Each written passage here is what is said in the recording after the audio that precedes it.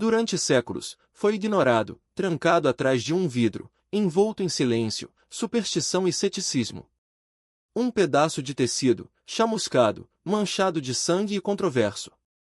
Para os crentes, era sagrado. Para os cientistas, era ridículo. Mas agora ele está falando. E o que ele está dizendo está abalando os próprios alicerces do que pensávamos saber. O sudário de Tim, um linho de 14 pés com a tênue e assombrosa imagem de um homem crucificado. Para os fiéis, é nada menos que o pano mortuário de Jesus Cristo. Para os céticos, é apenas uma falsificação medieval que enganou gerações. Em 1988, 3 laboratórios realizaram a datação por radiocarbono e o classificaram como uma fraude. Uma criação do século XIV. Fim da história. Mas a história não terminou porque o tecido se recusou a obedecer à ciência. Seus mistérios só se aprofundaram. E recentemente, algo emergiu das sombras. Algo invisível a olho nu. Oculto sob o linho, em um tênue padrão de queimadura, pesquisadores detectaram o que parece ser um nome, não bordado, não pintado, não adicionado séculos depois, mas gravado no próprio tecido em nível microscópico. Uma única palavra grega, Nazareno. Não apenas um rótulo qualquer. Não se tratava de uma inscrição casual. Ela sequer era visível até que a imagem ultravioleta revelasse. Era como se o tecido tivesse sido marcado, gravado por pressão, por calor ou por algo completamente diferente. E essa única palavra conecta instantaneamente o sudário não apenas a um homem, mas a uma profecia, um movimento, e uma ressurreição. E isso foi apenas o começo. Se você já está interessado, faça-nos um favor. Curta, inscreva-se e ative o sino. Porque o que vem a seguir não questiona apenas a ciência. Isso destrói os limites do que pensávamos ser possível. Você está prestes a testemunhar as evidências que ninguém esperava encontrar. E no momento em que a ciência vacilou, porque quanto mais os pesquisadores investigavam, mais as coisas deixavam de fazer sentido. O livro de João menciona sudários deixados para trás.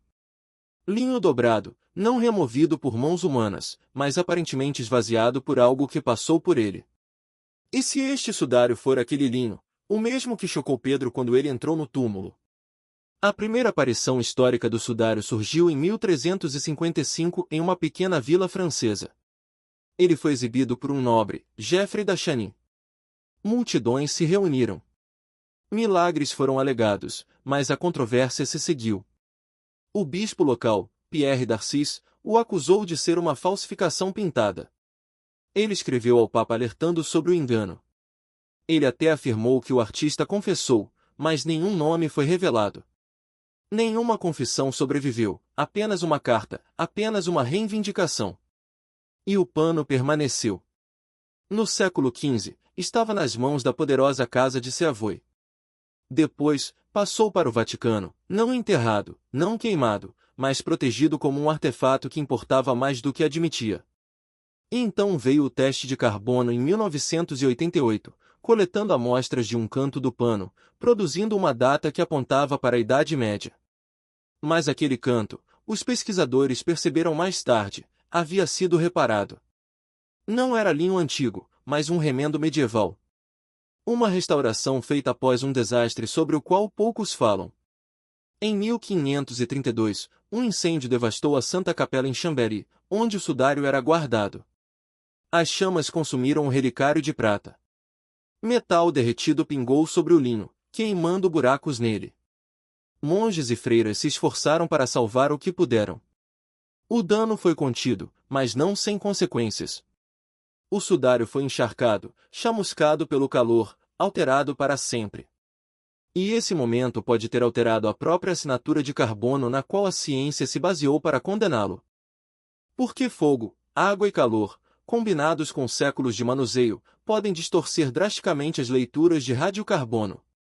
E quando a amostra de carbono foi retirada do canto remendado, das seções costuradas após o incêndio, os resultados foram comprometidos antes mesmo do início do teste.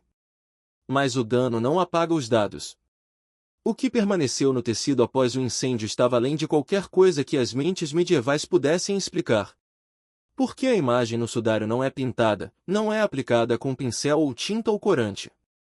Não está incorporada nos fios. Ela repousa apenas na superfície, apenas nas fibras mais externas, sem encharcar. Uma espécie de descoloração que forma um negativo fotográfico. Uma técnica que só seria descoberta em 1898, quando o fotógrafo amador Secondia tirou os primeiros negativos e ficou quase cego pela imagem que apareceu. A foto reversa revelou um nível de detalhe tão preciso, tão anatômico que nenhum falsificador poderia tê-lo criado sem acesso a ferramentas fotográficas séculos à frente de seu tempo.